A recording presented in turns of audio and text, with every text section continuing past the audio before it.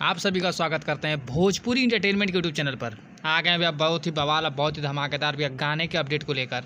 जो गाना है भोजपुरी के ट्रेंडिंग स्टार हिट मशीन कहे जाने वाले मिस्टर खेसारी लाल यादव जी का आपसे कुछ देर पहले ही भैया बहुत ही ब्लास्ट, बहुत ही बढ़िया देवी गीत को भी रिलीज़ कर दिया गया है ग्लोबल म्यूजिक जंक्शन के ऑफिशियल चैनल पर। मैंने भैया इस गाने को सुना, गाना बहुत ही बेहतरीन, बहुत ही प्यारा बनाया गया है। अब बात कीजिए भैया इस गाने को, तो इस गाने को गाया है खेसारी लाल यादव जी ने। और इस गाने में भैया आप सभी को फीचरिंग करते नजर आ जाएंगे पल्लवी सिंह जी। तो जो इस गाने की बात की जाए तो इस गाने को लिखा है कृष्णा बेदर्जी जी ने। भैया बहुत ही बढ़िया, बहुत ही लाजवाब इस गाने के भैया लिरिक्स को लिखा गया है कृष्णा बेदर्जी जी के द्वारा। और गाने में भैया म्यूज़िक है आर्या शर्मा जी का। म्यूज़िक भी बहुत ही बढ़िया, बहुत ही लाजवाब बनाया गया है।